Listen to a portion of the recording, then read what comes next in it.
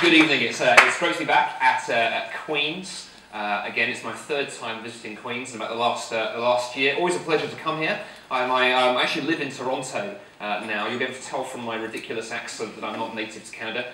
My wife and I moved here 2 years ago. We live in Toronto, so I spend a lot of my time at the University of Toronto. So it's great to come to Queen's, a real centre of academic excellence compared to what I'm used to. Of course, when I go home, I do that joke the other way around. So don't laugh too hard.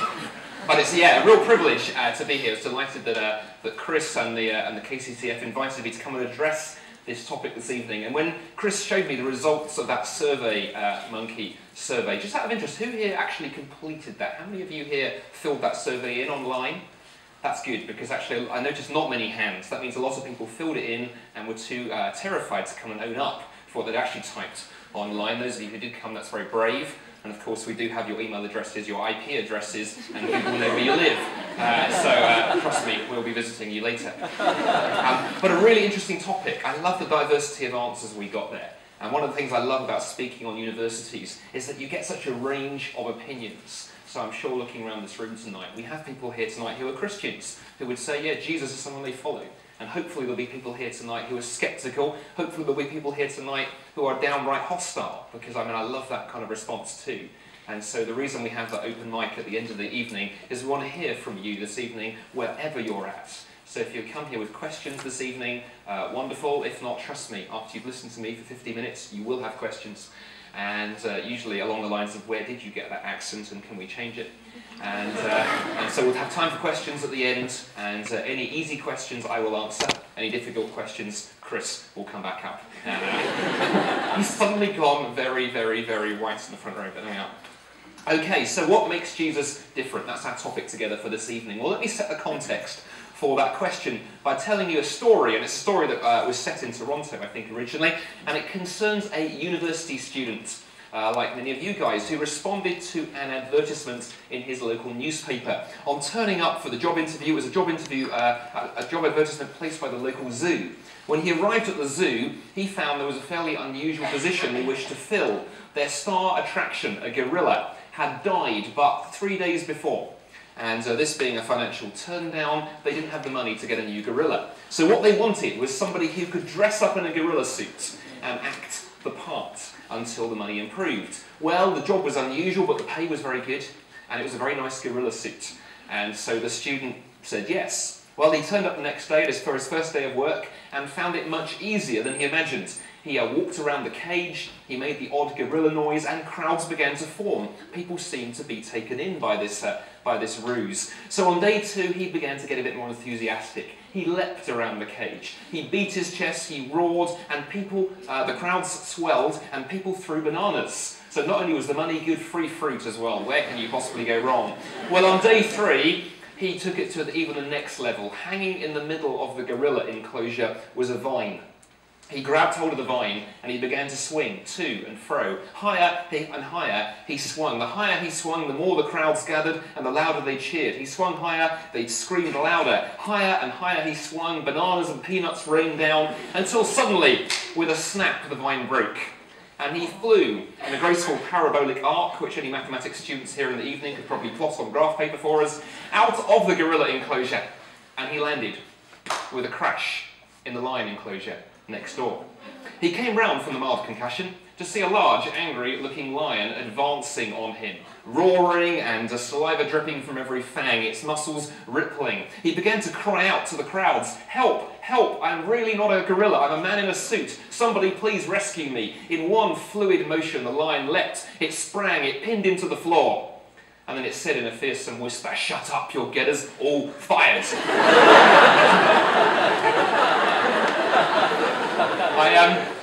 I tell you that appalling joke, A, to get a cheap laugh, but B, to illustrate, I think, nicely one of the issues behind tonight's topic, what makes Jesus different. Many people I know think that all the various religions and worldviews out there, all the different ideologies around us, are a bit like the animals in that story. Underneath, they are identical, even though outwardly they may look different. Underneath, they are the same. And so here in multicultural, pluralistic Canada, you can choose from 1,001 different ideologies and religions. You can choose from Hinduism, Buddhism, Islamism, Sikhism, Jainism, secularism, communism, atheism. Where I live in Toronto, you can even be a Maple Leafs fan. We call that masochism. You can choose from any ideology you like. And when you're faced with that whole smorgasbord, the reaction to the Christian claim, which says that Jesus is different, is often to say, isn't that hugely arrogant? It's one of the things I often hear on university campuses. Christians are arrogant because they claim that only Christianity is true. They claim there is something different and special and unique about Jesus. Isn't it the height of arrogance when you're faced with all that plethora of choice to claim there is something special and unique about Jesus? I hear that all the time wherever I go and speak. But I like to begin by responding by saying that's a very interesting comment, that idea of arrogance and intolerance, but actually it's a little bit simplistic because things are a bit more complicated than that. There are two types of people who think that all religions are the same and that there's nothing particularly special about Jesus. There are two types of people who believe that. Number one would be my atheist friends.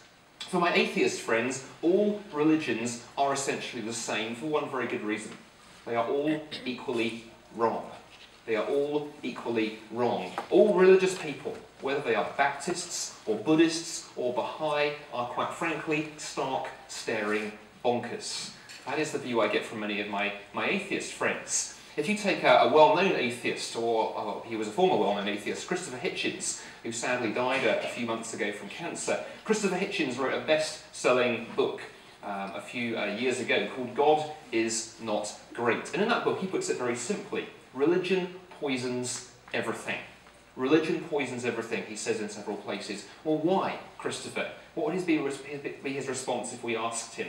Well, back in November 2010, Christopher Hitchens did a debate with Tony Blair, former British Prime Minister, in Toronto. The event sold out. In fact, they were scalping tickets outside that event for $500 a piece. I really wish I bought 6 or 7 to sell on eBay, but there we go.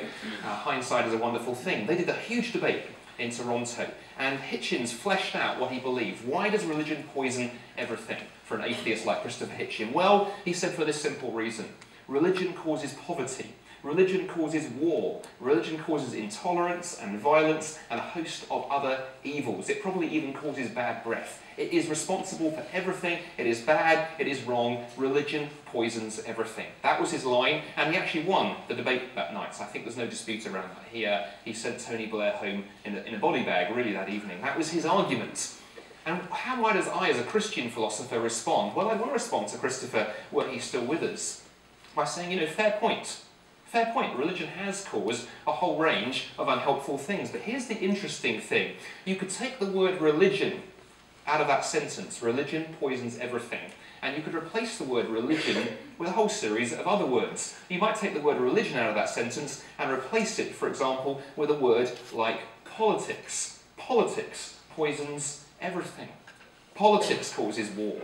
Politics causes division. Politics causes all manner of evils. The world would be better, surely, without politics. What about money? Money causes all kinds of things. Money causes injustice. Money causes greed and violence and crime and wars and all kinds of things. Money poisons everything. You see, the problem is, for someone like Christopher Hitchens and some of my atheist friends, they have built their worldview, they have built their life on the assumption that human beings are essentially good and the world is getting better. A kind of naive utopianism. But the problem is the world isn't actually really like that. It really instead seems to be the case that whatever human beings lay hold of, everything that we can get hold of as human beings, we can use to cause great good, and we can also use to cause evil and harm and injustice. That goes for money. That goes for politics, it goes for technology, it goes for government, it goes for sexuality, it goes for religion. Human beings have this ability to pick things up and do great good with them and also cause great evil with them. You see, the issue is not politics, the issue is not money, the issue is not sexuality, the issue is not government, the issue is not religion. The problem is not out there somewhere. The problem is actually in here somewhere. With the human heart. There is something about human beings that enable us to use the same thing for great good or for great evil. The Russian novelist and political commentator Alexander Solzhenitsyn, anyone here this evening who's read any political history will have come across Alexander. very, very famous writer a few decades ago. He was imprisoned by the Soviets for his political views, tortured in the gulags of communist Russia, but wrote some astonishing books looking at politics, looking at the human condition, and looking at topics like religion. And he once wrote this very famous line that has been quoted and quoted and quoted. He said the dividing line between good and evil doesn't run between states, doesn't run between people, but the dividing line between good and evil runs right through the middle of the human heart.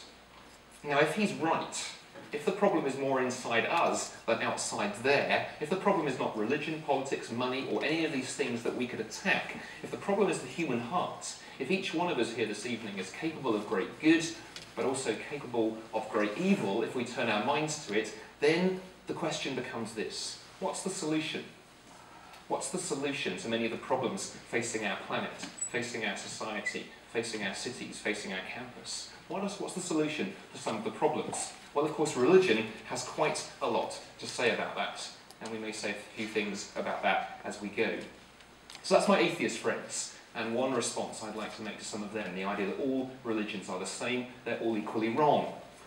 I said there are two types of people. Who's the other type? Well, the other type, a person who likes to believe that all religions are the same, that there's nothing special or different about Jesus, would be my pluralist friends. What is a pluralist? Well, a pluralist is basically somebody who believes this: if God exists, if there is a being such as God, well then he or she must be an equal opportunities employer. All roads must lead to him or her. No religion is more right or more wrong. You can choose whatever you like, it doesn't actually matter. Now, I hear that claim that all religions are essentially the same wherever I go. It's a really common idea. I hear on university campuses here in Canada, in Europe where I come from, and in fact further afield in the world. Very common idea in our culture at the moment. But there's a problem with that idea that all religions are essentially the same. You can illustrate it quite nicely. Suppose I were to say to you this evening that before I came here this evening, I've actually spent the last 24 hours here in Kingston. Well, I took some time to peruse the university library here at Queen's University, and I went to the fiction section because I do love fiction.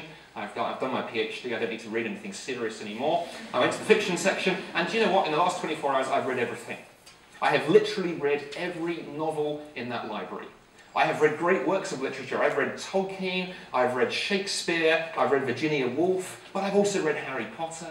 I've even read The Very Hungry Caterpillar, because pop-up books can be quite fun too. It's amazing what you can find in your library. And what I've concluded from reading every book in the Queen's University Library is this: I have concluded that every book tells the same story. Every book tells the same story. There is no such thing as great literature. In fact, every author has probably plagiarized from each other. They're all exactly the same. Now, if I were to say that to you this evening, standing here with all seriousness, would you conclude one of two things? Would you conclude A, that is the wisest thing you have ever heard anyone say on English literature, and I should be appointed Professor of English Literature here at Queen's instantly? Or would you conclude B, that ignorant Brit hasn't got the first clue what on earth he is talking about? I suggest, polite as you all are, being Canadians, you'd all be sitting there thinking, yep, lunatic. I don't think I'd be getting the chair of English Literature here at Queen's anytime soon. In fact, what you would really conclude, if I said that with all seriousness, you would conclude I hadn't read any of those books. And that's what I tend to conclude when someone says to me, all religions are essentially the same. My natural reaction, having studied Islam for 7 years to get my PhD, and one of the things I learned very quickly is that Islam is very, very different from Christianity. So when someone says to me, all these things are essentially the same, my first conclusion is, that's a very nice thing to say, but actually what it really shows is you haven't actually studied any of them. Because when you do, you very quickly discover there are huge differences. There are further problems for pluralism too. Pluralism is often grounded in a very fuzzy view of God.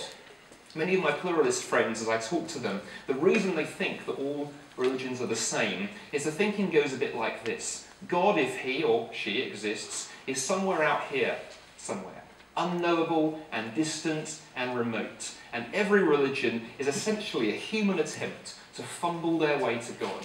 So Hinduism is a kind of best guess about what God is like. Islam is a best guess. Christianity is a best guess. All of these different religions are simply the best guess of men and women who are flawed, because we're only human, trying to fumble our way to God. And so therefore, how arrogant to say that any one person's best guess is better than anybody else's. But here's the interesting thing. Here's the interesting thing. That is not the Christian claim at all. Christianity has never claimed to be a set of best guesses about what God is like. In fact, Christianity has nothing to do with human beings trying to sort of fumble their way into the unknown. Rather, at the heart of Christianity stands, in fact, the very idea that human beings cannot reach their way to God. In fact, it's utterly, utterly impossible. But God, in his love, says the Christian view, has chosen to reach down to us. As the Bible says in two of the most famous verses in the New Testament, from John's Gospel, chapter 3, verses 16 and 17, one of the most quoted verses from the entire of the Bible are these two. And it says simply this: "For God so loved the world, that he gave his one and only Son, Jesus, so that whoever believes in him shall not die, but have eternal life. God did not send his Son into the world to condemn it, but to save the world through him." Now that brings us very nicely to the person who's been on all of our posters for this evening. I'm assuming that's who that little guy on the yellow posters is supposed to be. We were discussing earlier who it was supposed to be, and I think it's probably supposed to be Jesus with a big beard. Brings us very nicely to the person of Jesus, who from a Christian point of view, and I address tonight's topic as a Christian philosopher, lies at the heart of this question: what makes Jesus different? Well, we can begin by noting this. Jesus is certainly a fascinating and enigmatic figure.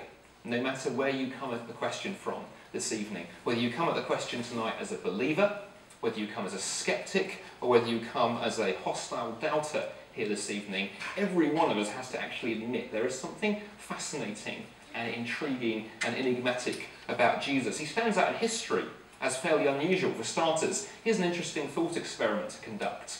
If you were to make two lists here this evening, on one list you were to write the most influential people in history, and on the other list you were to write people in history who have claimed to be God, only one person would appear on both of those lists. That person would be Jesus of Nazareth.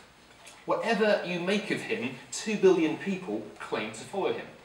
Most of the world's dating system is based on his life. We divide our calendar in two, BC and AD, based upon his life. Here in the Western world, much of our law, our politics, our philosophy, our art, our music and our literature have been influenced by him. The Bible, that book that contains 4 short biographies of his life, has been the world's best-selling book for every year since records began, except one, incidentally. I think it was in 2006, one of the Harry Potter novels knocked the Bible down to number 2 for 1 year.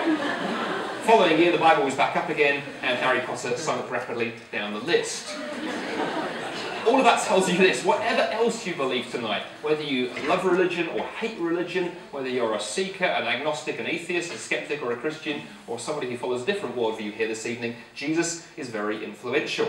However, for all of that influence and an influence on history, the interesting thing is this: lots of people don't know much about him. It's stunning how little people often know about Jesus and the assumptions they tend to make about him.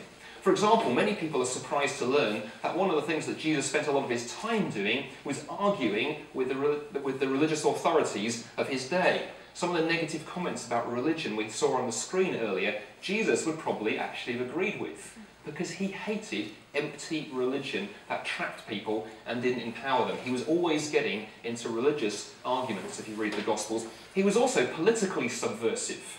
Very, very politically subversive. When you read the Gospels, he claimed to be the world's true king. Now that may sound quaint to some of our 21st century ears, but if you went around claiming to be king in the 1st century, there was a problem, because Palestine, where Jesus lived, was under Roman rule. So if you claimed that you were king, that implied that Caesar wasn't, and the Romans didn't take very kindly to that. They tended to crucify and execute people who made that kind of claim. That's why Jesus ended up on a Roman cross. Now, Jesus, who was meek and mild and nice to kittens and didn't offend anybody, is not a kind of Jesus who would have got himself crucified. He antagonized people. Yet for all of that, throughout history, people have actually often tried to sideline or box Jesus into their own categories or use him for their own ends. There's often been an attempt to kind of neuter him and construct a safe Jesus, to co-opt him for their own agendas. That was true in the first century, and it's true today in the 21st century. So, for example, some contemporary atheist writers, I think of people like Richard Dawkins, I think of people like Lawrence Krauss, who are regularly on our bestseller lists. Some of my atheist friends have tried to sideline Jesus by claiming he never existed. We saw one or two quotes to that effect on those SurveyMonkey results earlier.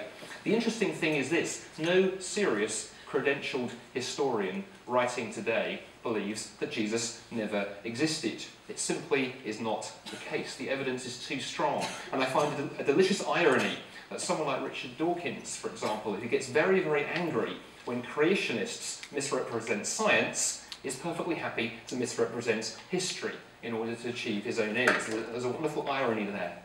And occasionally when I encounter atheists who kind of run this argument, I've over the years come to a conclusion that actually it's an attempt to construct a safe Jesus. Because when you read the Gospels, Jesus said things that were dangerous and disturbing and quite powerful. And sometimes the best way to avoid that, and avoid even having to think about it, is to simply sideline him and go, I never existed, therefore I don't need to take it seriously. And actually I don't think that's a way to behave in terms of intellectual integrity. In his recent book, N.T. Wright, one of the world's leading Jesus historians writing today, in his little book, Simply Jesus, that came out late last year, he writes this and puts it this way. He says, it may be time to be sceptical about skepticism itself. In Jesus' own day, there were plenty of people who didn't want to believe his message because it would have challenged their own power or influence. It would have upset their own agenda. And as it was the case in his day, it's the same today. By all means, say some of my sceptical friends, you can believe in a Jesus who makes people feel happy, who makes people feel fulfilled, but please, whatever you do, say some skeptics today, don't let Jesus tell us about a God who actually exists, a God who actually does things in the world. Because we might have to take that sort of God seriously, just when we're discovering how to run the world our own way. Skepticism, says Wright, is no more neutral or objective than faith. It has thrived in the post-Enlightenment world, which didn't want God, or in many other cases, anyone else either, to be king. Other people have attempted to sideline Jesus by playing him down and playing down who he was and redefining him in their own terms. So, for example, my PhD, as Chris said at the beginning, was in Islamic studies. So over the years, I have talked to hundreds of Muslims in many countries around the world. And one of the things my Muslim friends like to do is often say, well, yeah, Jesus was special. Yeah, absolutely. But he was just a prophet. He wasn't the Son of God. He wasn't anything particularly unique. He was just a prophet. In fact, if you read the Quran, the Muslim scripture, it goes to great length to stress this. In fact, in chapter 4 of the Quran even goes so far as to deny that Jesus was even crucified by the Romans sometime around about AD 33. The Quran denies that. Yet the interesting thing is, most historians who write on the period will tell you that Jesus' execution on a Roman cross is one of the most well-attested events in the whole of first century history. The evidence for it is so strong. Interestingly, another of the most well-attested events in the first century is the resurrection, but that's a topic for another time. It's all the categories that everyone else fits, makes people uncomfortable. He isn't safe. And so the Jesus of Islam, I think, is a bit like the Jesus of atheism. It's an attempt to construct a Jesus who is safe and doesn't threaten us. A Jesus we can put in a box. And then finally, many of my postmodern friends that I encounter on various university campuses as I talk and lecture, they also want to make Jesus safe and downplay him and put him into their own box. And one of the things my postmodern relativistic friends often like to say are things like this: Jesus was just a good man. He was a wise and good person. He went around, he helped people, and therefore we should just follow his example. He wanted people to love each other and get along and be nice to each other and help old ladies across the road and pet kittens and all those kinds of things. He was a Jesus who kind of wandered around saying nice things to people. But here's the problem. Jesus doesn't fit that model very well. C.S. Lewis, very, very famous writer and a novelist and a philosopher, worked for a long time at Oxford University. He once wrote this very famous quotation in the late 1960s, and it's as powerful as today as it was when he first wrote it. Lewis puts it this way. He says, "A man who was merely a man and said the sort of things that Jesus said would not be a great moral teacher. He would either be a lunatic on level with a man who says he is a poached egg, or else he would be the devil of hell. You must make your choice. Either this man was and is the Son of God, or else a madman or something worse. You can shut him up for a fool, you can spit at him and kill him as a demon, or you can fall at his feet and call him Lord and God. But let us not come up with any patronising nonsense about his being a great human teacher. He has not left that option open to us. He did not intend to. Now, many people's reaction when you hear that quotation read is to go, that's pretty strong language Lewis is saying there, that we've already only got 2 or 3 options, lunatic, liar, or Lord. What kind of things did Jesus say that would force a scholar of Lewis's reputation to draw that kind of conclusion? What kind of things did he say that would force that decision upon you? Well, here is one example that gets right to the heart of this whole topic this evening. What makes Jesus different, and how does Jesus compare to other kind of religious world figures, worldviews, ideologies? Well, here's a very famous quotation of Jesus. Jesus said, and this is recorded for us in the Gospel of John, chapter 14, verse 6. Jesus said, I am the way, the truth, and the life. No one comes to God the Father except through me. Saying of Jesus of Nazareth. Now, I don't know about you, when I first sort of encountered that quotation as a young man, you kind of look at that and go, that for me hits that problem of exclusivity right on the nose. It sounds, at first glance, desperately arrogant. How on earth, you want to say, Jesus, how on earth can you stand there and say, I am the way, the truth, and the life? No one else, no one comes to God the Father except through me. What about other ways? What about my Hindu friends, my Buddhist friends, my Muslim friends? What about my atheist friends who want nothing to do with you? Jesus, isn't that the most arrogant thing you could possibly say? That's what many of us, if we're honest tonight, probably would want to say to Jesus were he standing here in front of us this evening. Isn't that an astonishingly arrogant statement? What does it mean in a pluralistic context like Canada? What does it mean on a pluralistic campus like Queen's with so many different ideologies? Well, let's unpack this statement a little bit together over the next 15 minutes or so and just see whether it sheds some light on this whole question of what makes Jesus different. Let's take the first part of the statement. Jesus begins by saying, I am the way. What does it mean to say that Jesus is the only way in a world of other religions? Well, let me make an observation for you this evening. As someone who's kind of studied these things and taught on them for a few years, all other religions, and in fact all other ideologies, this actually goes for atheism and secularism and political ideologies like communism, all other ideologies and religions are without fail rooted in one of 3 ways. They're rooted in knowledge, they're rooted in experience, or they're rooted in pragmatism. What do I mean by that? Well, all other religions or ideologies tell you that you can achieve salvation, or wisdom, or nirvana, or whatever it is that you're looking for by one of 3 things. Either by learning the right things and knowing the right stuff, either by having the right experience, or by doing the right thing. All other religions and all other ideologies are rooted in that. So, for example, atheism, the Richard Dawkins style of atheism, goes for knowledge. You need to know the right things, and none of this superstitious claptrap, and you will be one of the bright people, unlike these poor ignorant religious types over here. Other religions go for the experience route, others go for the pragmatism route. Every other religion, every other ideology, except one. And this is what I find very, very interesting when this first struck me. Christianity is the one exception. It talks about these things, absolutely, but they're not the foundation. If you actually read the biographies of Jesus we have in the Christian New Testament, you discover something quite interesting. Jesus didn't come claiming to bring new information. He didn't come claiming to say to those who followed him then and now, if you just learn this stuff, you'll be okay. He didn't come to give a new experience. I have a new religious experience you all have to encounter, it's wonderful. Nor did he come to give a whole long list of regulations, things to do. Rather, he came claiming to reveal God himself. That was his basic claim. He came claiming to reveal the Creator, God himself. And that claim alone makes Jesus pretty unique. Here's something very interesting.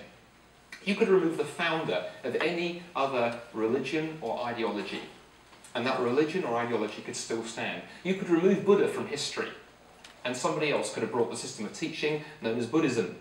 You could remove Muhammad from history, and somebody else could have brought the Quran.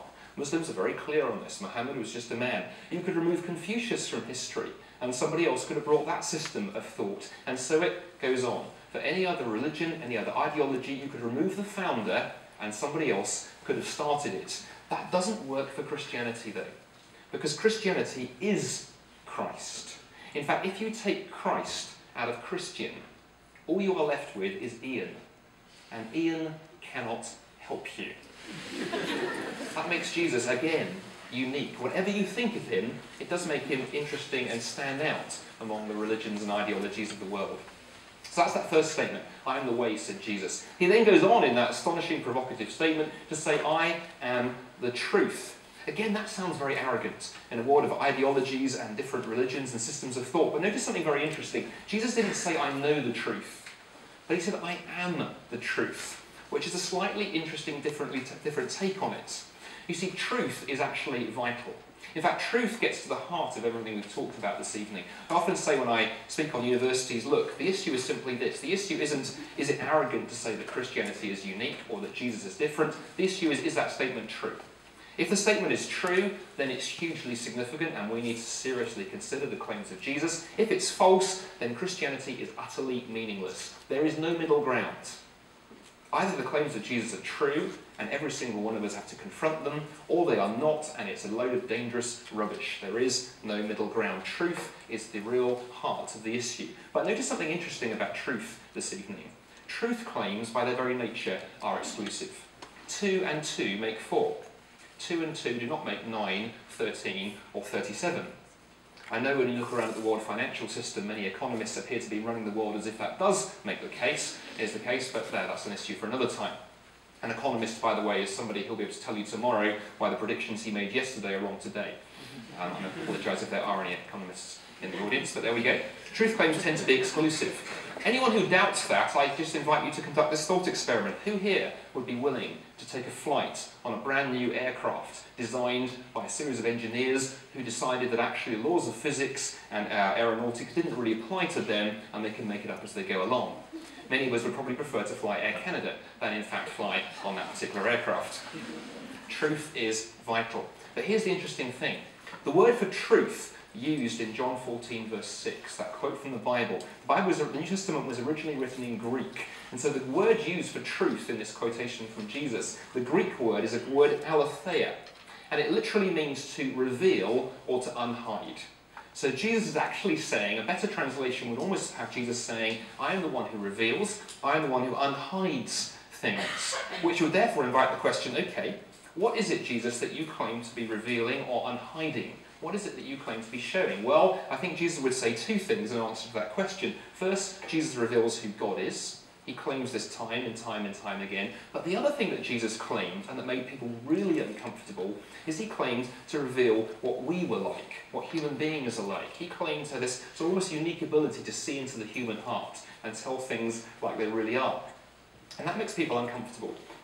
The story is told, to illustrate this, is a story often told of a trial that took place in a small town courtroom. The prosecutor in the trial called his first witness to the stand. She was an elderly grandmother. As she took the stand, the prosecution lawyer approached the stand and said to her, Mrs. Jones, do you know me? She peered at him over her spectacles and said, why yes, Mr. Williams, I do know you. In fact, I've known you since you were a young boy. And frankly, you've been a big disappointment to me. You lie, you cheat on your wife, you manipulate people, and you talk about them behind their backs. You have a drinking problem, and you think you're a rising big shot, when actually you haven't the brains to realise that you're not going to amount to anything more than a 2-bit paper pusher. Yes, young man, I know you. Well, the prosecution lawyer and, in fact, the entire court were a little bit stunned at this point. So in panic, the lawyer sort of pointed across the courtroom to the defence attorney and said, well, Mrs. Jones, do you know the defence attorney? She again peered over her spectacles and she said, why yes, I do know Mr. Bradley. I used to babysit him for his parents. I've known him since he was a baby. And you know what? He's been a big disappointment to me as well. He's lazy, he's bigoted, he has a drug problem. The man can't build a normal relationship with anybody. In fact, he's cheated on his wife with 3 different women. One of them was your wife, in fact. And yes, I know him. Again, stunned silence on the courtroom. At this moment, the judge coughed loudly and summoned both lawyers to the bench. In a fearsome whisper, he said with menace, if either of you 2 idiots asks her if she knows me, I will send you both to the electric chair.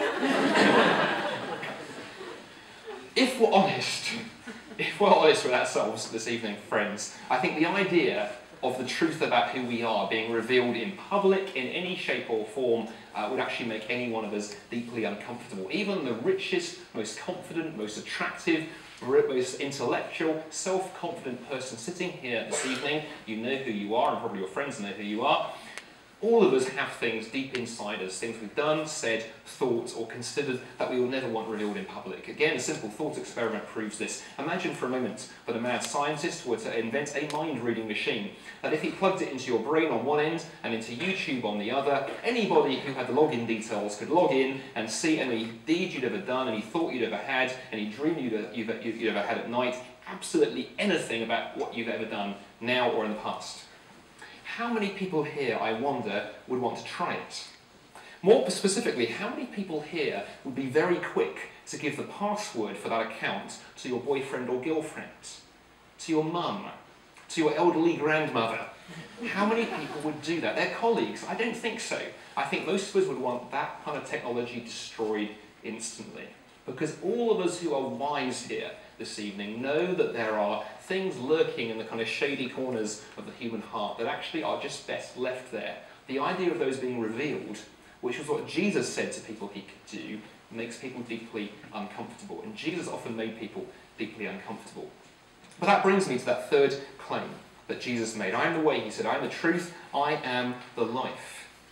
You see, Christianity is not about some massive guilt trip. Sometimes when you hear people say things like I've just described to you, some people have a natural reaction of sitting there, sort of sinking into their seat and thinking, oh my word, this proves everything I've ever thought. Christianity is just some guilt trip.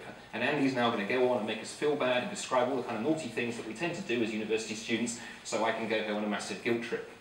That's not what Christianity has ever claimed to be about. Christians have sometimes given that impression.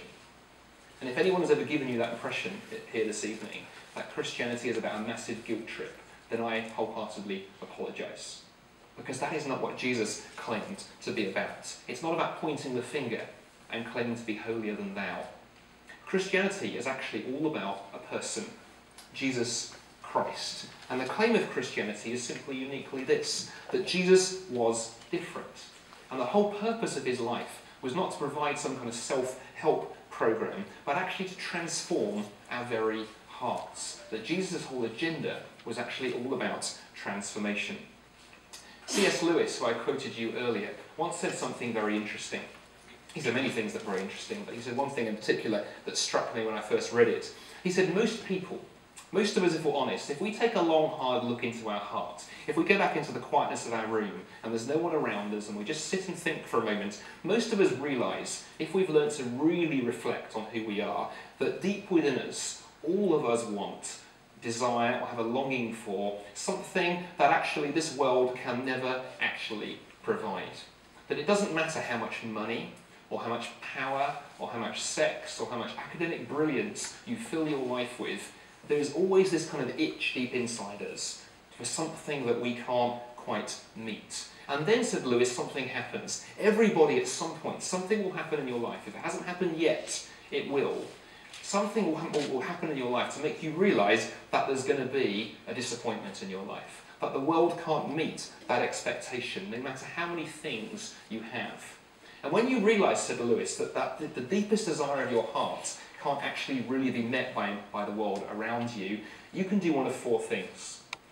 You can try and find new ones. Okay, the iPhone 4S was not everything I wanted, but the iPhone 5 is coming. The iPad 3 has just arrived, but when I go and buy that, that's probably not going to make me happy. But never mind, there'll be something else and something else. Or that relationship I'm in doesn't satisfy. No problem, I'll ditch that particular individual and I'll find myself a new boyfriend or girlfriend and I'll move on, because somewhere out there will be the thing that will ultimately satisfy. And said Lewis, the problem is it doesn't. Or you can blame yourself and beat yourself up and live your life as an angry, disappointed person whose dreams were never actually fully fulfilled. Or, you can, says Lewis, you can blame the world and get cynical. Oh, it's the politician's fault, it's my friend's fault, it's religion's fault. You know, the world is not the way it should be. It's not my fault, but it's everybody else's fault. Or, says Lewis, you can go in a fourth direction. You can realise, often with a shock, that actually it's only when you begin orientating your life and focus and direction towards God and towards hope that you will ever be truly satisfied. Now that's quite a startling claim, but Lewis is not alone in it. There's a fascinating Canadian author called Douglas Coupland. Many of you may have heard of Douglas Coupland, very, very famous Canadian novelist and writer, hugely influential. It was he who coined the term Generation X, which you may have heard of. That was really his term. And he's been a huge influence on culture. Well, he wrote a book a few years ago called Life After God. And in that book, he reflected on the experiences of his generation. He was born in the 60s, so really, really old. Reflected on the experience of his generation in trying to give up on God and invent their own meaning and purpose to life. At the end of the book, he stunned his readers because he's not a religious person or was not known for the kind of thing that I'm about to quote you on, give you a quote from him on. At the end of the book, almost the last page, he said this. He said, "Here is my secret. I tell it to you with an openness of heart that I doubt I shall ever achieve again, so I pray you are in a quiet room as you hear these words. My secret is that I need God, that I am sick and can no longer make it alone. I need God to help me give, because I no longer seem capable of giving, to help me be kind, as I no longer seem capable of kindness, to help me love, as I seem beyond being able to love." Astonishing quotation from someone who'd written some of the previous things that Coupland had written. You see, here's the thing. Jesus didn't come claiming, as my postmodern relativistic friends would like to say, to be just another good teacher. He didn't come claiming to be, as my Muslim friends believe, just another prophet. But actually, if we were going to summarise what he came claiming, really we can reduce it to 5 very simple things as we move towards the end of this talk. 5 very simple things that Jesus claimed and taught. 5 very simple things. The first was this. Jesus claimed that human beings are designed for a relationship. That's what it means, said Jesus, to be human. We're designed, he said, for a relationship with the God who created us and loves us. Unlike the distant God of Islam or the non-existent God of atheism, rather, said Jesus, the God that I claim to represent is a God, he said, who can be known. A God with whom a relationship can be formed. That was the first thing he said. Secondly, Jesus claimed that human beings have incredible value and significance. And I find this particularly interesting at the time we live in our culture. We live at a time in Western civilization, in Western history, in cultural history here in Canada and in the West, where there are huge questions raging in our culture. And the question of what human beings really are lies at the heart of all of them.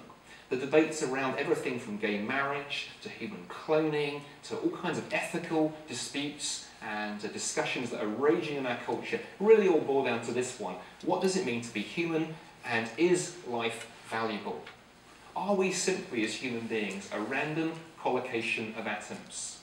Are you simply reducible, each one of you here this evening, to physics and chemistry and biology? Or are we worth more than any other chemical reaction? Well, the answer that the Bible would give, the answer that Jesus would give is yes, you are. Because each person here, each human being, is made in the image of God, said Jesus, says the Bible. No other worldview will pay you that compliment. But the Christian worldview pays you that compliment, and it has huge ethical implications if it's true. If the person sitting next to you this evening is just worth the same as any other chemical reaction, there are some consequences.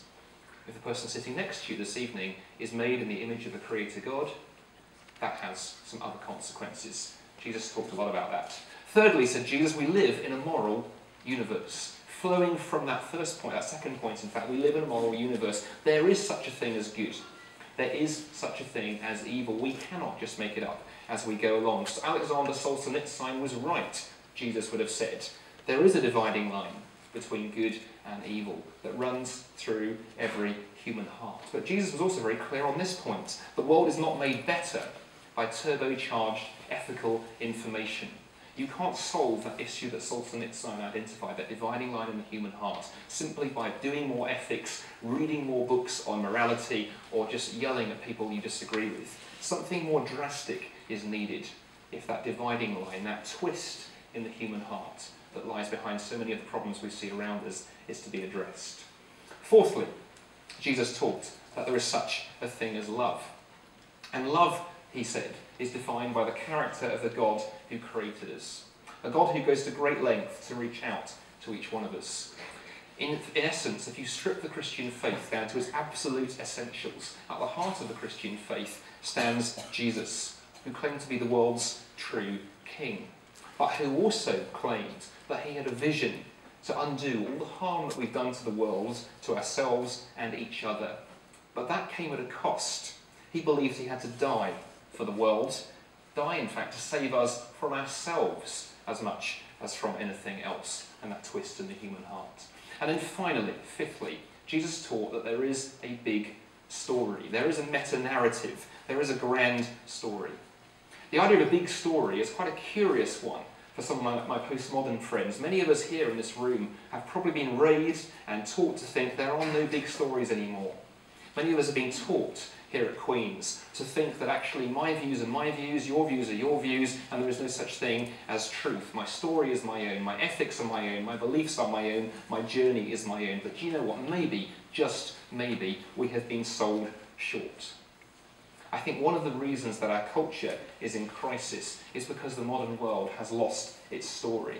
Once upon a time we thought that life had a purpose. Once upon a time we thought that something was worth living for. There was such a thing as justice and all these kind of big things. But many of us now are world-weary and jaded and cynical, and we begin to wonder, is that actually really the case? That issue, I think, lies at the heart of the recent Occupy protests. Is there such a thing as justice? Maybe nothing is worth living for anymore. But Jesus would say in answer to that, we don't need to be disappointed. We don't need to be cynical, because there is a big story. And that big story is ultimately a love story. A story of how the Creator God paid the price for each one of us here this evening, with our hang-ups and our fears, our desires and our longings, to be reconciled with him should we choose to be. For Christians, that story, that big story, all comes down to Jesus. That's what makes Jesus different. That's what makes Jesus different. Not an idea, not an ideology, not a philosophy, not a logical proof, not a religion even, but a person. As we draw to a close at our time of Q&A, I mentioned a big story a few moments ago. Jesus loved to tell stories. If you were to open up the 4 biographies of Jesus we see in the New Testament, in the Bible, one of the things you would find, if you've never read them through, is you'd be struck how often Jesus told stories. He didn't stand there and preach doctrine or give philosophy lectures. He tended to tell people stories, and some of those stories have become very, very famous. One story of all, one of the most famous stories he told, is probably one of my favourite stories that he taught, and has been translated and quoted and painted. In fact, this painting on the screen behind me is by Rembrandt, of the story I'm about to tell you. And the story Jesus told you that I want to use as we come to a close this evening concerns a man who had 2 sons. One day the younger son, said Jesus, came to his father and said to his father, "Give me my share of the inheritance now. I can't wait until you die. Give me my money now." So the father divided his money between his 2 sons. The younger son soon left the family home and went travelling, squandering his money on wild parties and wild living. But eventually he spent all that he had. Financial crises are not a new thing. And when he had spent everything he had, he found himself struck in poverty. And the only job he could find was feeding pigs.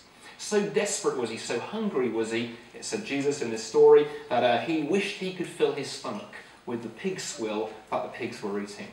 Finally he came to his senses, and he said to himself, "This is ridiculous. Even my father's hired servants have food to spare. I'm going to return home, and I'm going to say to my father, 'Father, I have wronged you, I've wronged God. Please take me back as a hired hand.'"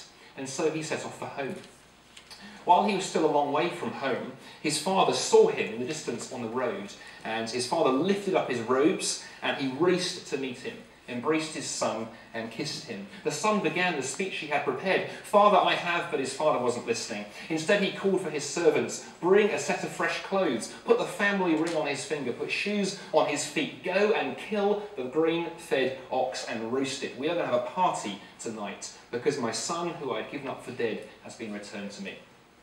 While all this was going on, the other son, the older son, was out in the field. At the end of the working day, he returned to the house, and as he returned, he heard the sound of partying and feasting. He called one of the servants and asked what was happening. On being told that his younger brother had returned and a feast had been thrown, the older brother flew into a rage and a sulk and refused to come into the house. His father came out and tried to reason with him, but the older son replied, "All of these years I've stayed at home and worked for you, and caused you no trouble at all, but never once have you thrown a party for me or my friends. Now this son of yours, who has wasted half of the family inheritance on prostitutes and wild living, has returned, and you celebrate." His father looked at him with compassion and replied, "My son, you have always been with me, and everything I have is yours. But this is a time to celebrate. Your brother was lost and now is found. He was dead and is alive again." A very famous story of Jesus that inspired Rembrandt to paint that picture on the screen behind us, called The Return of the Prodigal. The two sons in that story absolutely fascinate me. The youngest son in that story often reminds me of those who are a bit frustrated with organised religion, and are so frustrated with it they want to storm out of the park. They want to storm off into the distance, turn their back on the whole thing, and head for a far country crying freedom. I think Western culture has been trying that for about the last 200 years. And now many of the more reflective voices in our culture are beginning to say, all we have left are husks, and we wonder whether actually we have left something significant. The younger son in that story reminds me of so many of my atheist, sceptical friends. And then the older son in that story, who perhaps represents the stern face of organised religion that's put so many people off. It has to be moral, it has to be right, it has to be in straight, hard lines, or I want nothing to do with it. I've often remarked to my Muslim friends over the years that the older son in that story reminds me sometimes of Islam and the categories it thinks about God in. You see, both sons in that story that Jesus told missed the point. The point they missed was very simply this. They missed the fact their father loved them. And, said Jesus, that's exactly what God's love is like. And when we stop running away or sulking outside the party, then he said God is willing, like the father in that story, to embrace us and pick us up again, mess and chaos and all. But without that kind of love and without that kind of God, there is nobody to save us from ourselves, nobody who knows us completely with all of our faults, loves us unconditionally, and offers us forgiveness and restoration. That story has impacted hundreds and thousands, tens of thousands of people over the years. It impacted Rembrandt, inspiring him to paint that picture on the screen behind me. Another person it impacted was a gentleman called A.N. Wilson. A.N. Wilson, who for many years was a very, very famous atheist. Very, very famous atheist. He was a writer and a journalist. He wrote widely, he wrote novels, he wrote literary criticism, he wrote history, and he wrote regular scathing attacks on Christianity.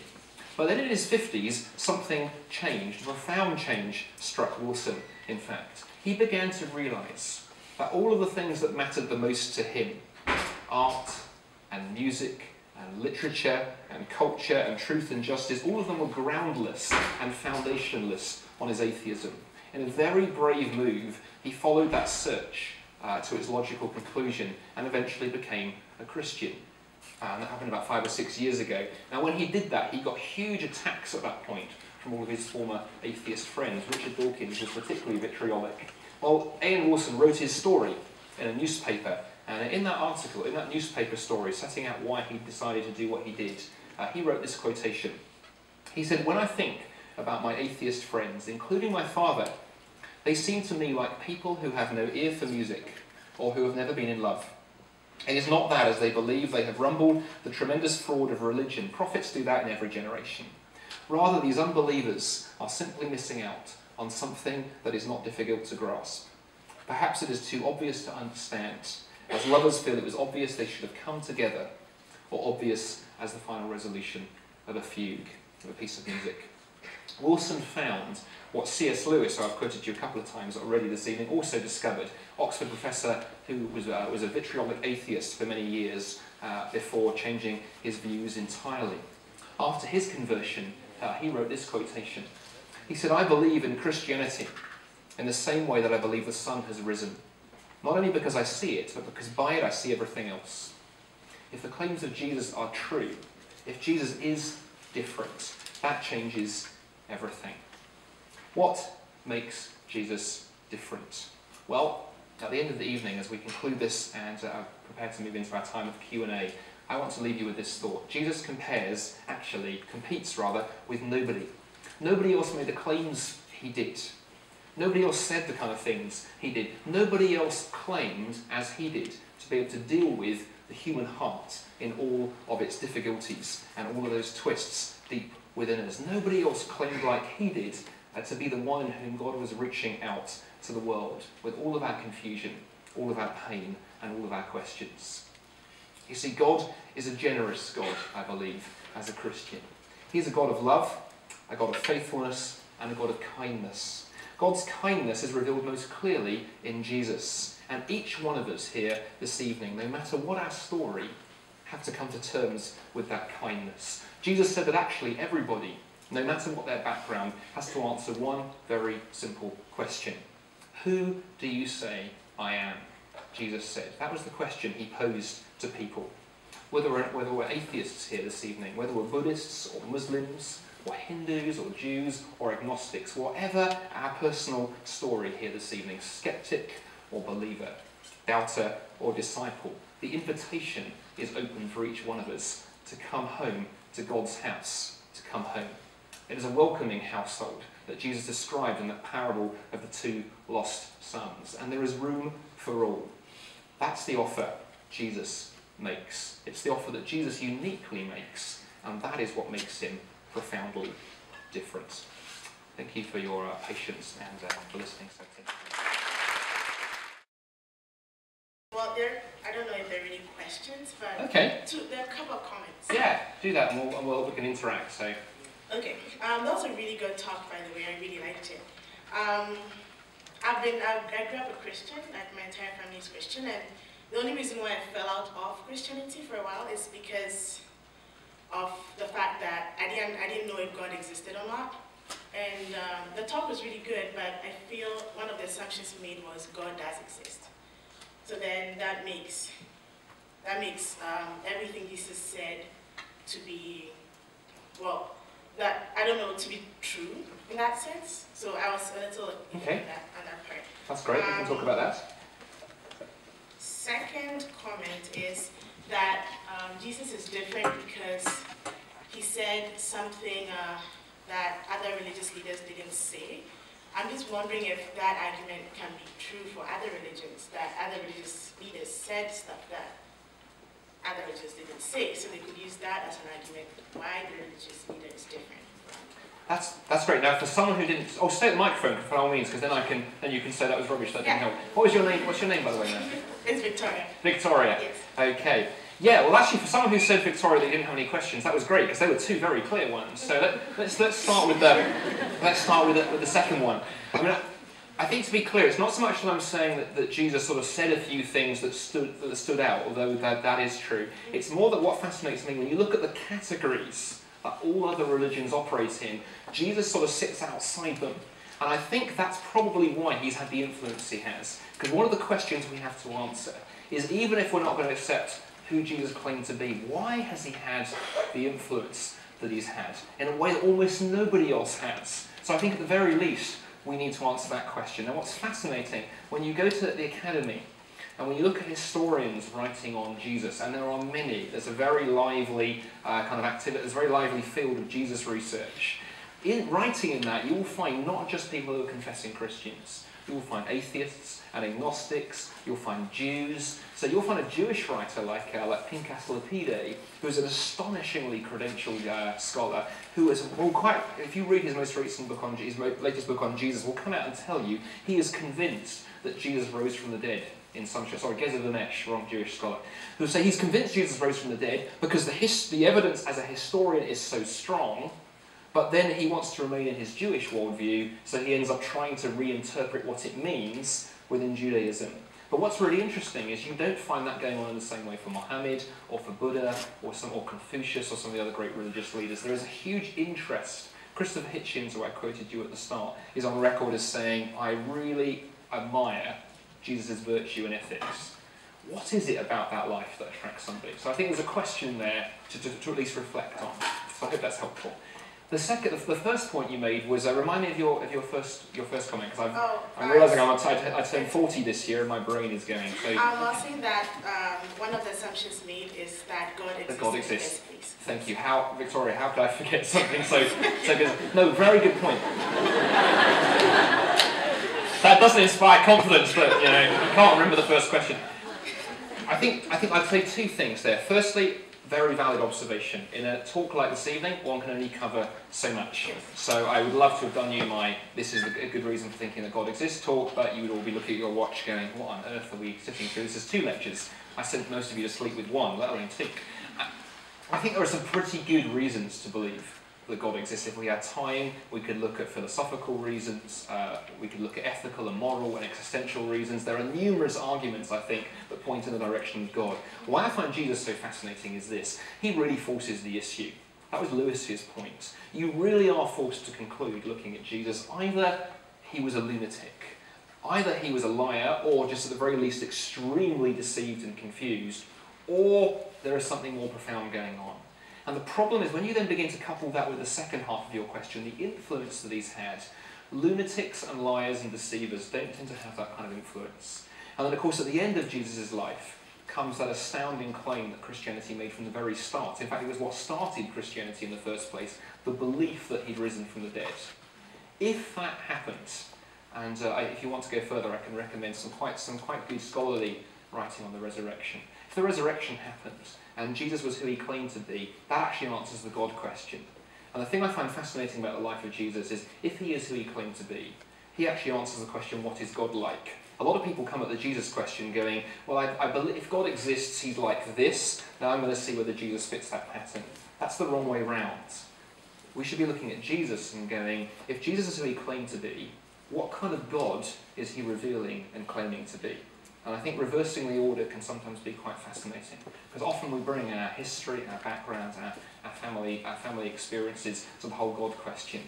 And Jesus allows us to sort of almost put God on one side, forgive me for saying that for a moment, and go, let's look at the life of Christ for a moment, the life of Jesus, and see what we can conclude. But thank you for having the courage, Victoria, to start. Oh, over on this side, wonderful. Good evening. Hi. First off, I'd like to congratulate you on a very skilled performance. Oh, damning with faint praise. What I would like to ask about is, when you're talking about C.S. Lewis and his dichotomy of Jesus either as madman or son of God, I really, first off, I'd like to say, before I get to my question, your analysis cuts off an entire province of skepticism, which you really didn't deal with at all, which is the Bible's, Scripture's existence as hearsay, and the fact that we only we don't know what he said, we know what other people recorded him saying, and there is, that whole province is the province of misquotation, misappropriation, misinterpretation, mistranslation.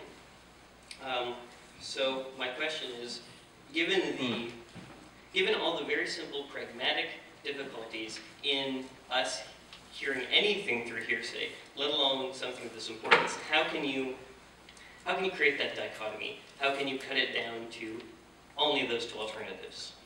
Great question. What's your name, sir? My name is Briar. Briar. Great. Okay.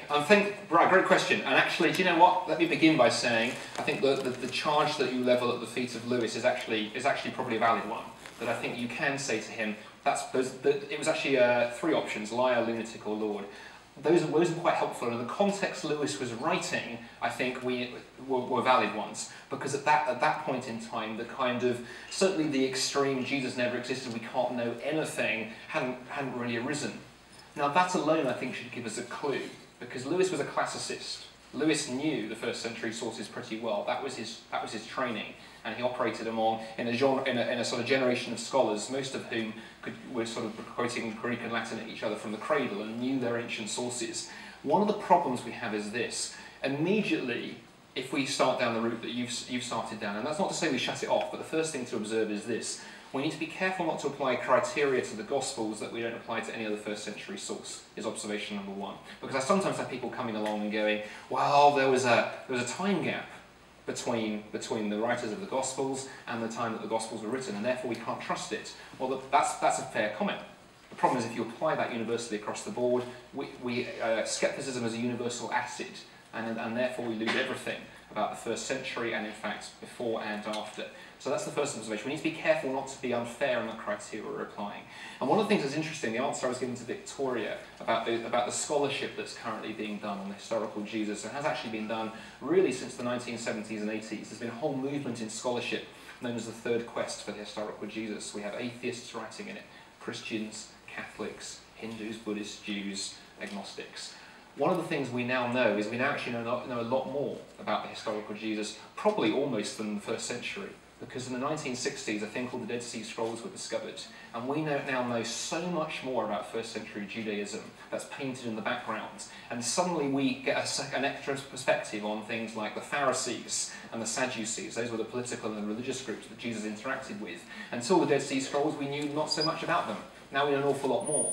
And what that means is wherever you can test the Gospels, you can show they knew what they were talking about. Just to give you one other example, in 2003, a new academic tool was made available in scholarship. A Jewish scholar, whose name temporarily escapes me, undertook an interesting research project. She constructed a database of about 3,000 names of people we know of in first century Judaism. She got them from inscriptions on graves, she got them from Jewish writings, she got them from the New Testament, she got them from all over. We have about 3,000 names that we know of. That enables us to ask some really interesting questions. What sort of things were people called in the first century? What did people name their kids? What was popular, what wasn't? When you map the Gospels onto that background database, it fits like a glove. That's a new tool that's become available. What that shows, just that one example where we can test the Gospels, we show that they do know what they were talking about. There's a book I could recommend called Jesus and the Eyewitnesses by a guy called Richard Borkham at St Andrews University in England. Came out about 4 years ago. And that's really a good summary of that recent discussion. Most people now are much more confident than 10, 20 or 30 years ago that we can know a lot about Jesus. Does that get us to the whole of Christianity? No, it doesn't. But it does mean we need to take the Gospels very, very, very seriously indeed. And the kind of lazy scepticism, I'm not accusing you of that, but I do encounter a lazy scepticism. I often respond and go, look, you're passé, I'm afraid. You need to catch up with scholarship. So I would encourage you to look at some of the writing that's been done, and don't come at it with the all or nothing question. Begin with the what can we know historically? And there are some very, very good resources. Do you want to come back by all means? Yeah, sure. Well, I have to say your comment about the skepticism as universal acid or whatever. Yeah. Actually, I believe that is actually an assumption of just about any sort of historical research because of the fact that, again, everything is brought to us through intermediaries, is brought to us through writing, and is brought to us through at the passage of time. So it's important to note that that sort of historical research is, right, it uses inductive reasoning. And whenever you engage in inductive reasoning, there is always a margin for error. Absolutely. And you always have to accept that your conclusions are not concrete. They're not deductive. We don't know this. This is not math. We can just say, this is the best guess. And that is all it is possible ever to say because of the nature of that evidence. And on that, I would entirely agree with you. And what I often say to people is, look, begin investigating who Jesus was if you're a skeptic. Not by going for the whole, okay, can I believe the whole of the Christian worldview in one fell swoop? Simply begin asking the historical question. How sure can we be about, for example, the resurrection? Now, if you go and look at a book by a guy called Michael Licona, who's just come out with the kind of work to match really on historical Jesus, came out last year, he sets out 200 pages really describing, as you described, what can history answer and what can't it answer? Because that's the first question. Then once we have those tools and criteria in place, how does the Jesus story in the Gospels and the other sources we have look when measured up against that? And the conclusion he comes to is to go, yeah, we cannot, using history alone, prove it. Can we prove it beyond reasonable doubt, though? Can we demonstrate beyond reasonable doubt that the resurrection happened after 674 pages? He concludes that, yes, actually we can, for very good reasons. And so I think you find that those who want to be sceptical about some of those claims, that's the thing one needs to be interacting with. So I would encourage you to look at some of that. But I agree with you, we need to be careful not to misuse history, and I hope I haven't. Yeah, and all I would like to say is that I would like to congratulate you on that last comment, because it's a perfect demonstration of the need for pluralism and the benefit of that system, because it allows us to precisely realize that we only ever get best guesses, and we only ever are able to use reason and come up with what we think proves something beyond reasonable doubt, but we are only ever so far. And so, right, we need that sort of pluralism because it's the only system where we can have the respect, where we can say we have different conclusions and we use our reason. The interesting thing is, though, I think that is, and then we'll have to leave it because there won't be other people asking questions. But no, thank you. I would say this, though, that there's a huge jump from saying that actually history talks in terms of best evidence and best explanation and those kind of language and that kind of language to saying all bets are off. And we live with this all the time. It is philosophically perfectly plausible that the entire world as you know it actually came into being 2 seconds ago, complete with your memory of your personal history. Philosophically, that is possible. Would you be justified in believing that if we had time to explore it? Probably not. It is a possibility. It is a possibility everything here is a computer simulation. There are those who believe that. And there is no such thing as a real reality. Yes, it's a plausible discussion. But does that mean we are justified in believing it? Probably not. So yes, we need to hold on to these things with due care and ensure that we're asking the critical questions. Does that mean all bets are off? No, it doesn't. And historians do not believe that. I don't believe you get a peer-reviewed paper into a historical journal arguing, for example, that Churchill was actually a woman cross-dresser who was actually arrived here by UFO from the planet Mars. It's possible. Is it plausible? No, and there are criteria that you can use. So you're right to ask the question, and you're right to be careful. But also, I think it's worth asking yourself, reflecting critically on the criteria you're using, and saying, how far do I need to go before I can be sure?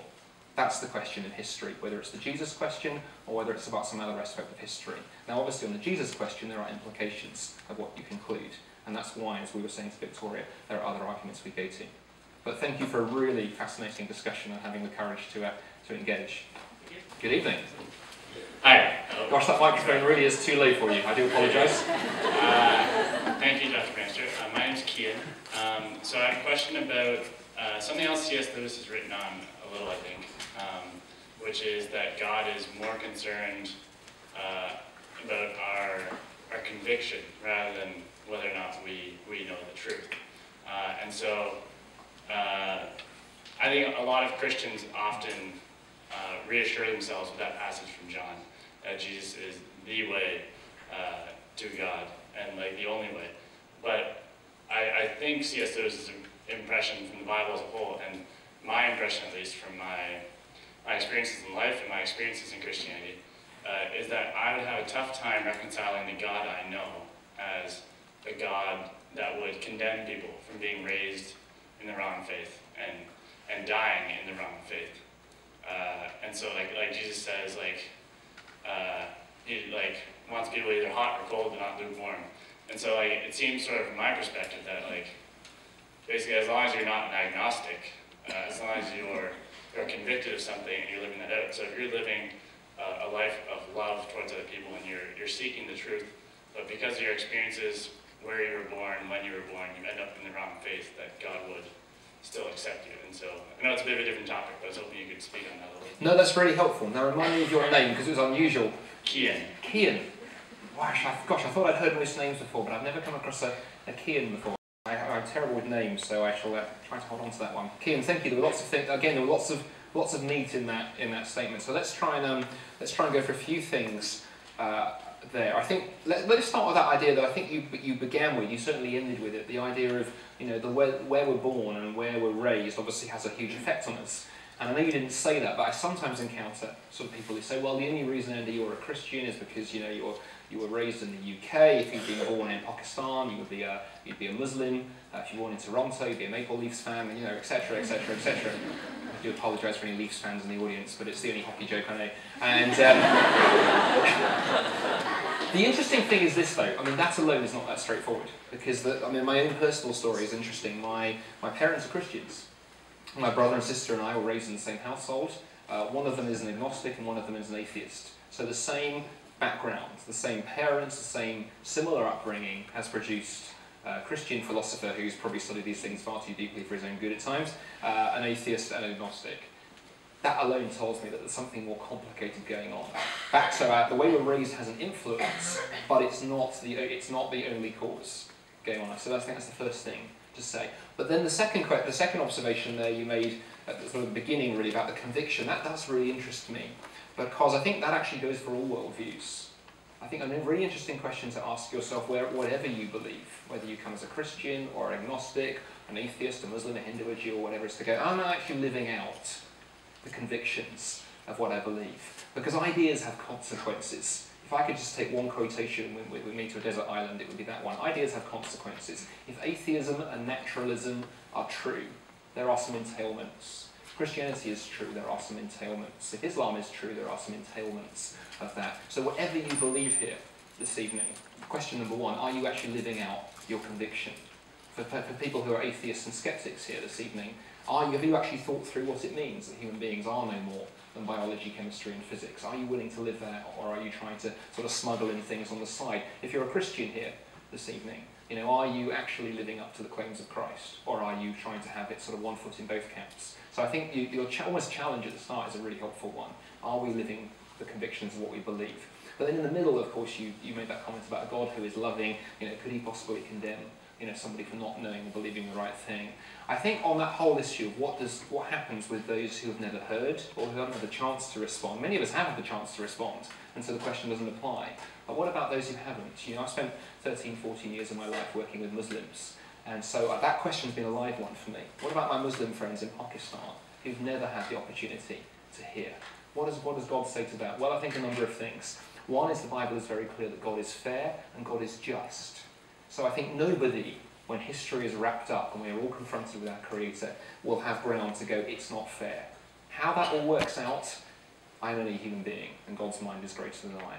But God is certainly just. But the Bible is very clear on that. But number two, the other thing I've learned from my experiences, again, of Islam, is that God is quite capable of working in very surprising ways. I've been working with Muslims in the UK for about 6 months before I encountered a friend who was now a Christian, used to be a Muslim, and I explored with him. I said, why did you become a Christian? What caused you to leave Islam?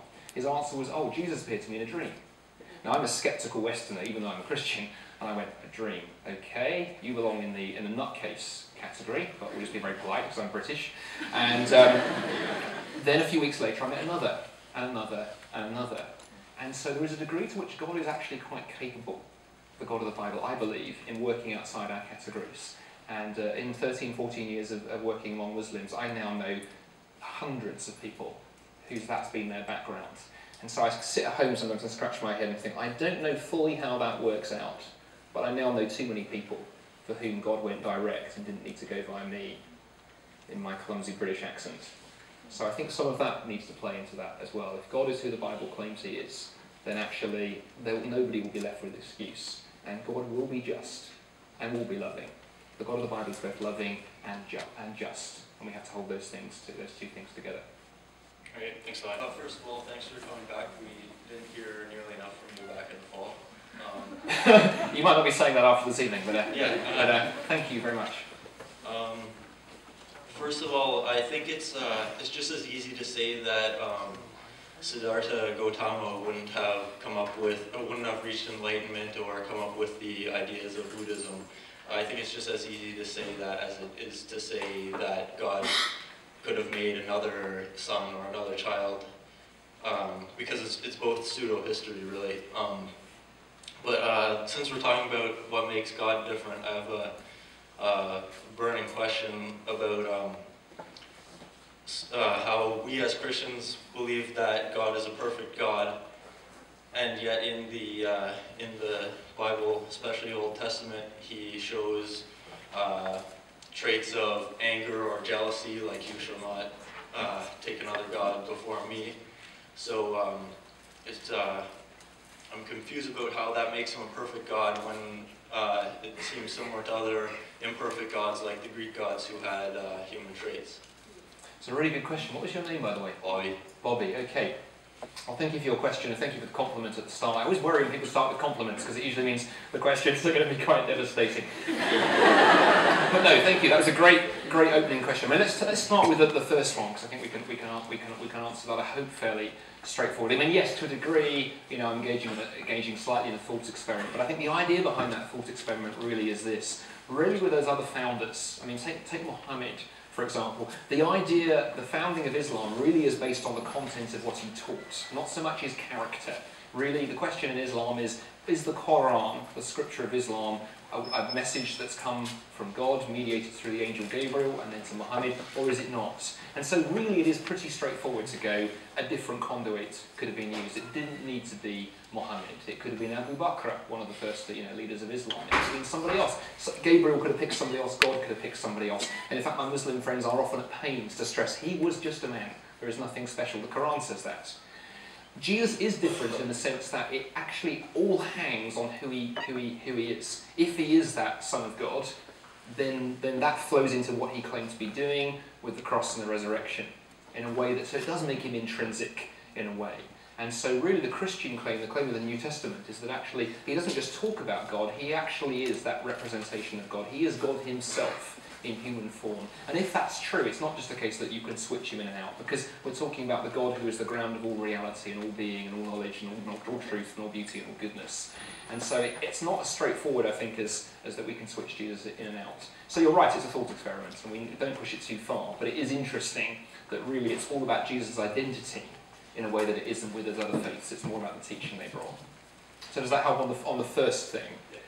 The second one is an interesting one, and that question takes various forms. But I guess lying at the heart of it, I guess, is the thought that, well, if that was me behaving like that this evening, you'd probably sit there and go, my word, I knew the Brits were arrogant, but that's quite impressive.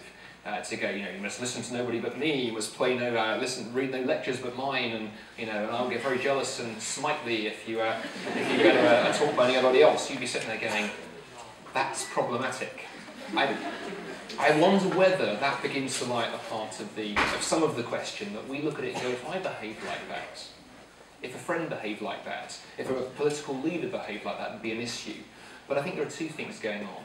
God is not a human being, is the first observation. God is, if the Bible is true and the claims of Christianity are true, we're not talking about a God who is just like the Greek gods and just like a big version of us. People often think God is like a man in the sky, a big version of you or I. That's not the biblical God. The biblical God is the ground of all being. He's the reason why there is something rather than nothing. He is the source of all goodness and all beauty and all truth. All of those things only have meaning because he exists. And therefore, the Bible is very concerned with worship and that human beings worship God rightly, because what you worship is what you become. If you worship money, if you worship sex, if you worship power, you will end up becoming those things. And so I think a message that runs right through Scripture, both Old Testament and New, is that if we don't relate to God correctly, that is actually going to have an impact on the kind of people that we become. And that will affect each other and affect society. So it's not just, I think, about who God is, it's about who we become when we worship God or we choose not to. Does that begin to help? Yeah. Okay. All right, thanks very much. Good evening. Hi there. My name is Evan. I just wanted to have a... Sorry, Evan? Evan. Evan, okay, sorry. I have a bit more of a specific question, I guess, with regards to Christianity itself. Sure, fire away. Talking about there being a plethora of religions, as you said, being Christianity being one of them to choose amongst others. What if somebody comes to the conclusion that they like Christianity, that they agree that they want to follow a Christian faith, but then they come to realize that amongst Christianity there are a plethora of Christian religions to choose from, and whether it be Anglican, Lutheran, Baptist, and so on, that in themselves have so many different thoughts with regards to Christian teachings, gay marriage, contraception, female ministers. What would you say to someone saying there is the one way, but yet amongst that one way there is so much division in thought? You raise a really good question, Evan, and I think one answer to that is to go that unfortunately one of the things that we learn from Christian history is that Christians have not always been, I think, as faithful in following through on the teachings of Christ as we might. The gentleman who was on the microphone, I think, before you, when we were talking about living out your convictions, I think sometimes that when you look through history, one of the things you can accuse Christians of and the church of is going, have you guys not read? And I say as guys, it includes me, I'm a Christian. So the old proverb, when you point a finger at somebody, 3 fingers point back at yourself. We haven't always lived up to the claims of Christ. Jesus, in a number of places, particularly in John's Gospel, particularly I think in chapter 17, prays for unity among people. You know, he prays to his heavenly Father, saying that I wish they would be one as you and I are one. He prays to God the Father. And I think Christians, we neglect that at our peril. And so that particularly the history of Protestantism, I'm European, so we're largely responsible for this mess, I guess, of going, our Catholic friends are generally pretty united. The Protestants, we like to form a denomination before breakfast and 2 after lunch. And so I think that's a valid charge. The question then becomes this: when you look at all of those differences and distinctives, and my wife and I have been denominational gypsies. I was born a Baptist, I was a Brethren for a while, I was Anglican for a while, now we're Christian and Missionary Alliance, which I never even knew existed until I came to Canada. And one of the things that I learned very early on is you've got to actually look at what the differences and distinctives are. And having been through several denominations, you begin to go, a lot of it actually is secondary. And that sounds like a kind of cliche, but a lot of it is secondary. The type of leadership, exactly. 1 or 2 ethical kind of issues. Some are big ones, but a lot of it's quite minor stuff. And so what I like about Jesus, and I'm so glad when Chris and the team set tonight up, they said rather than come and talk about, is Anglicanism true? Because at which point I'd have to go, well, that'll be a short lecture then, won't it? Because it's clearly Baptist all the way. We focus on Jesus, and I think that is the place to focus it, because here's the thing: if what Jesus claimed is true, that means when you see a Christian, well actually even if what Jesus claimed isn't true, if you encounter a Christian who claims to be following Jesus, and they are there slagging off and criticising a Christian who goes to a different church, you can look at them, whether you're a Christian, a skeptic or an atheist, and go, well, the word hypocrite springs to mind, because didn't the Jesus you claim to follow actually claim to be against all of this kind of religious nitpicking? And so I think there is a real challenge there for Christians. And when Christians come together, it gets very exciting. One of the things I love to see is events where people come together. So you may not realise it, but behind the scenes tonight, there are 3 or 4 or 5 different campus ministries working together. That is what this world needs. It needs Christians rolling up their sleeves and going, actually, we have a few things to talk about, but the things that unite us, the person that unites us, is more powerful than that divides. So you make a very good point.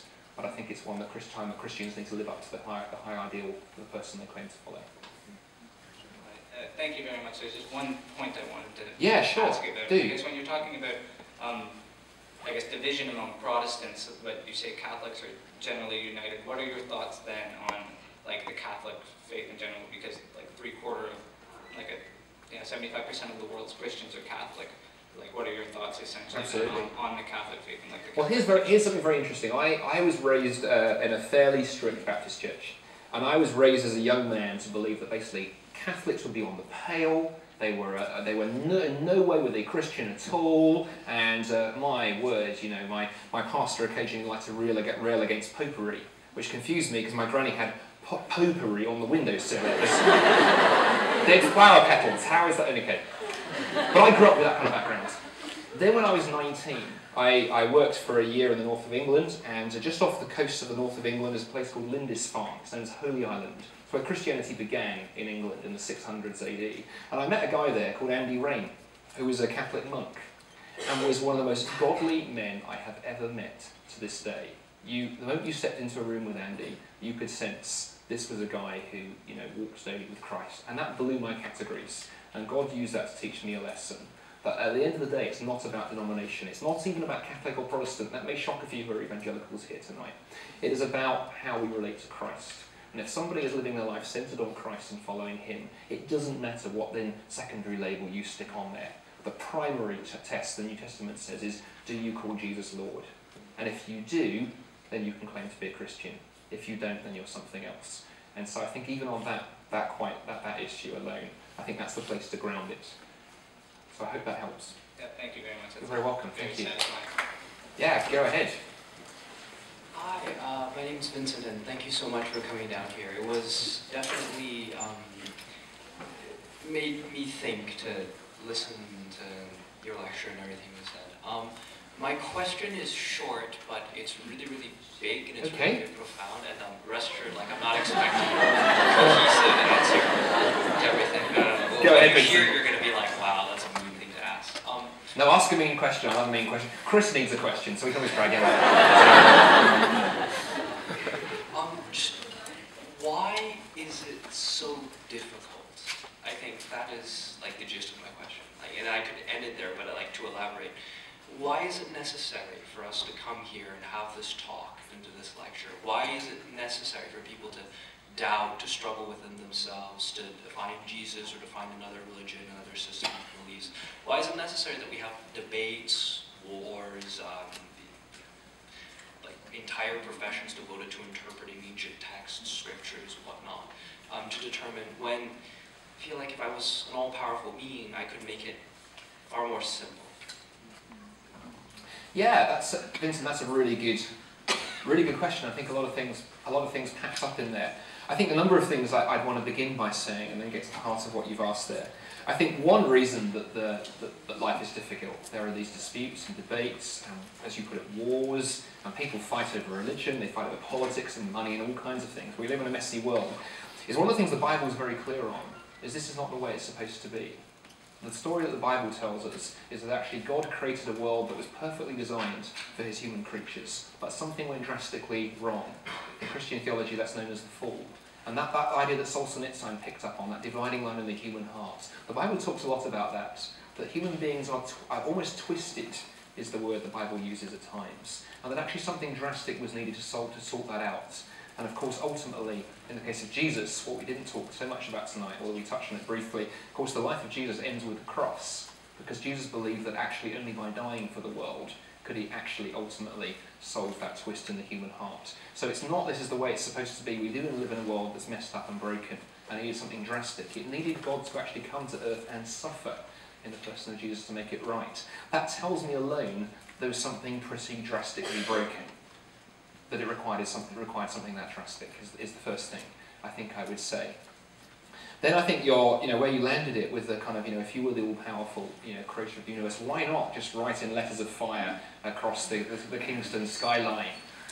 Believe that ignorant Brit, everything he's preaching is true. Here's the thing I find interesting. Two things very interesting. Number one, Jesus did according to Scripture, according to the New Testament, Jesus did some pretty dramatic miracles. He pulled off some pretty astonishing acts of power. Yet, actually, people's response to him was not always they followed him and everyone lived happily ever after. In fact, that question we had earlier about the Bible being made up, a sign it would be made up to me would be Jesus did a particular miracle, he walked on the water, he healed somebody, and then everybody became a Christian and lived happily ever after, but they didn't. He did miracles, and people, the religious leaders of the day, accused him of being in league with Satan. He did miracles and people tried to throw him off the edge of cliffs and kill him. And ultimately, somebody who was as popular as he did and had the kind of popular movement he did ends up getting nailed to a Roman cross by the very religious leaders who you would have thought would be going, fantastic, let's welcome him in, this is exactly what we need. Which makes me wonder, even if God did that, would we as human beings go, actually, we're not interested? And actually, arguably, God did do that, and our response as human beings was not to worship him, our response was to crucify him. And then the other theme that runs through Scripture, and I think may help, is this, is that God, one of the things that God, I believe, has woven into creation is God created you and I to be free. I did the last major university event I did was at Bannister University, and we had a panel discussion. There was myself, an atheist, a Muslim, and a Hindu. And the question we had for the evening was, are we free, and does it matter? Very interesting. The Muslim said, sort of. The atheist went, no, and the Hindu didn't really know. But what was interesting was this. I answered, well, yes, because God created a world, I believe, in which love is the supreme ethic. And for there to be love, there needs to be freedom. And so if God had not actually made us free to respond to him, either by revealing himself so powerfully that we couldn't do anything otherwise, then that would impinge to a degree on our freedom and our freedom to love. But it's interesting that whenever God does do that in the Bible, people don't naturally just follow him. So Jesus would be an example. The other example would be Moses, for example. When Moses goes up the mountain in the Old Testament, and God appears on the summit of Mount Sinai in fire and thunder. Moses comes down, and what does he find? The Israelites have fashioned an idol and are worshipping a golden calf. Moses must have been thinking, what more could you need? What are you doing? There is something about human beings that is not quite right, and that required quite drastic action to fix it. And then just an observation with yeah, go for it. The points that you've made. Would you suggest, or could you maybe comment on, is freedom then the problem, the thing that is twisted with human beings?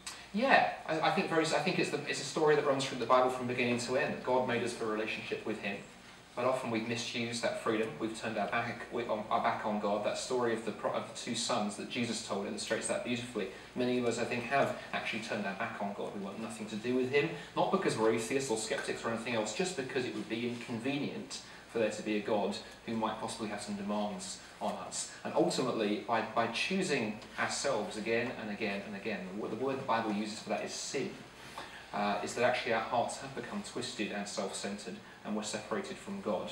And that separation is so great that it took something so great as the crucifixion and the resurrection of Jesus to put it right. And so that's what Jesus, at the heart of his ministry, claimed to be fixing, was that human heart twist and reconciling us if we choose to be reconciled with the Heavenly Father who loves us. That's the Christian story in a nutshell. We promised to finish at 9, but we can run on a little bit longer if there are any more questions. If not, I will be around for kind of 40 minutes or so if anyone wants to come and accost me at the front, hit me, give me chocolate, anything's good. But if there are any more questions, we can do them now. Or if not, I shall hand over to... Oh, yes, there was a hand. Sorry, I didn't see you. We're being very shy. Be bolder. Wow, that was bold. Oh, there we go. Yeah, hey, oh, yes, wow. Yeah. Now I hear you. Yeah. My name is Tim. Hi, Tim. I have a question. As you're reading through the New Testament, it's very apparent that Jesus talks a lot about, an afterlife, specifically with respect to the consequences we have for the actions on this earth. Yeah. So he does talk about a heavenly kingdom, and he does talk about burning hellfire. So my question is, if there is someone on this earth who lives a life of good deeds, who does good actions, who is compassionate and does aims to make the world a better place, if he does not have his faith in Christ, he is subject to hellfire. Why is that necessary? Good question, very good question, Tim. But let me ask you a question there for a moment. You said you used the phrase "somebody who does good deeds," someone who tries to make life better. Yeah. How do we decide if somebody is doing the deed they're doing is a good deed or a bad deed? How would you decide that? You would need some sort of grounds on which to stand on. Okay. So where might we look for that kind of ground? How would you personally decide that person there is doing a good deed, that person there is doing a bad deed? What are you kind of using as the kind of measuring rod? You would need to have either some sort of an objective standard on which you base your actions on. That's a really interesting phrase, actually, because sometimes when we have the Q&A, this is a common question that comes up, and it can take kind of 5 or 10 minutes until someone is throwing words like objective standard. So that's amazing.